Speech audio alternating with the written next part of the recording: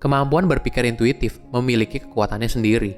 Apabila digunakan dengan tepat, ditambah dengan latihan dan pengalaman yang mumpuni, kemampuan ini dapat membantu kita membuat pilihan yang lebih baik.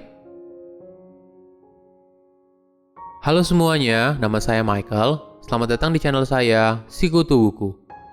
Kali ini, saya akan bahas buku Blink, karya Malcolm Gladwell. Buku ini membahas soal pengambilan keputusan cepat berdasarkan insting.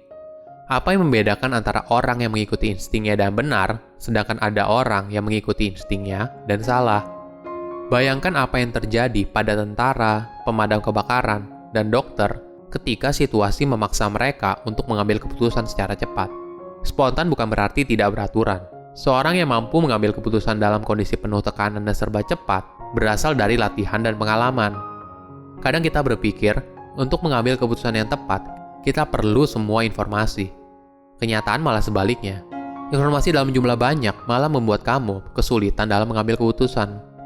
Saya merangkumnya menjadi 3 poin penting dari buku ini. Yang pertama, berpikir secara intuitif. Pada tahun 1983, Paul Getty Museum membeli sebuah patung yang diklaim merupakan patung tipe Kouros dari zaman Yunani kuno. Sebuah patung kuno yang langka dan dalam kondisi hampir sempurna.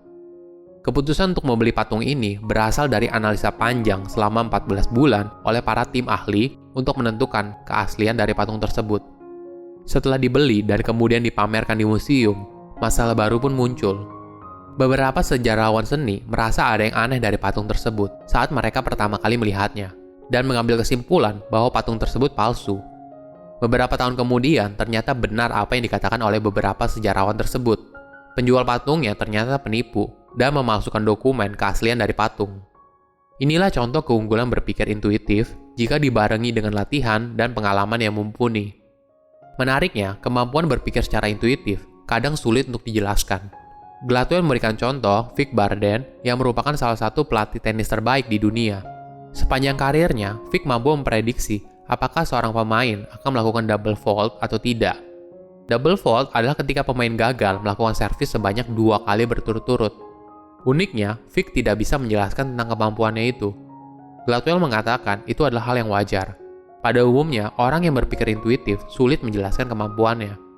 Kedua, thin slice theory. Manusia mampu membuat keputusan yang kompleks dan rasional, tapi manusia juga mampu melakukan yang disebut sebagai thin slicing. Jadi ini adalah kemampuan untuk mengambil sedikit informasi, kemudian mengambil kesimpulan dari situ, digabungkan dengan pengalaman dan intuisi. Gladwell menjelaskan, bagian dari pikiran yang langsung menuju ke kesimpulan disebut sebagai bawah sadar adaptif. Jadi, ini adalah kondisi di mana pemikiran yang secara terus-menerus untuk melakukan penyesuaian berdasarkan penilaian terhadap lingkungan eksternal di luar diri. Kemampuan bawah sadar adaptif ini sangat penting bagi keberlangsungan umat manusia. Pada zaman dulu, jika bukan karena kemampuan ini, umat manusia sudah punah sejak lama dan tidak bisa bertahan di alam liar. Psikolog John Gottman telah melatih dirinya untuk melihat informasi thin slice berdasarkan interaksi pasangan yang sudah menikah. Dengan mempelajari pola komunikasi dan raut wajah pasangan tersebut, dalam beberapa menit, Gottman dapat memprediksi hampir seluruhnya benar apakah pasangan tersebut akan tetap menikah selama 15 tahun kemudian atau tidak. Contoh lain adalah soal speed dating atau jatuh cinta pada pandangan pertama. Kedua hal ini membutuhkan sedikit informasi, kemudian kita bisa mengambil kesimpulan apakah kita mau mengenal orang ini lebih lanjut atau tidak. Pasti sulit untuk menjelaskan secara rasional hal apa saja yang membuat kita tertarik.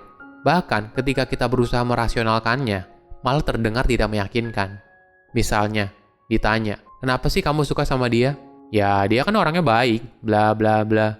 Tentu saja semua orang kita suka pasti baik. Masa sih kita mau dijahatin? Tentu saja tidak kan? Ketiga, hasil survei tidak selalu akurat. Banyak orang suka dengan reaksi yang spontan. Misalnya, perusahaan melakukan survei menanyakan apa yang konsumen pikirkan tentang produknya. Kita pikir cara paling akurat untuk tahu apa yang konsumen rasakan adalah dengan bertanya langsung kepada mereka. Walaupun responden kita dengan senang hati ingin memberikan informasi tentang produk kita, biasanya apa yang mereka ucapkan tidak 100% akurat, apalagi berhubungan dengan opini atau keputusan yang spontan. Ada contoh menarik dari Coca-Cola dan Pepsi. Di awal tahun 1980-an, Coca-Cola berusaha tampil berbeda dengan Pepsi. Karena sebelumnya Pepsi meluncurkan Pepsi Challenge, di mana Pepsi meminta orang biasa untuk memilih minuman mana yang terbaik. Pepsi atau Coca-Cola dengan mata tertutup. Ternyata hampir kebanyakan orang memilih Pepsi. Melihat hal itu, Coca-Cola kemudian meluncurkan New Coke. Produk baru ini awalnya ketika dilakukan sampel tes, memberikan hasil yang positif. Sayangnya ketika diluncurkan, yang terjadi malah sebaliknya. Konsumen tidak suka dengan New Coke. Studi kasus ini menjelaskan bagaimana sulitnya mengetahui apa yang orang lain pikirkan, apalagi berkaitan dengan hal yang intuitif. Gladwell beranggapan, alasan kenapa New Coke gagal di pasaran karena Coca-Cola hanya fokus pada satu aspek, yaitu rasa yang lebih baik. Padahal, tidak ada orang yang membeli minuman soda dengan mata tertutup. Banyak aspek lain yang membuat Coca-Cola populer, seperti bentuk botolnya, logonya, hubungan emosional dengan konsumennya, hingga brand ambassador. Kemampuan berpikir intuitif memiliki kekuatannya sendiri. Apabila digunakan dengan tepat, ditambah dengan latihan dan pengalaman yang mumpuni, kemampuan ini dapat membantu kita membuat pilihan yang lebih baik.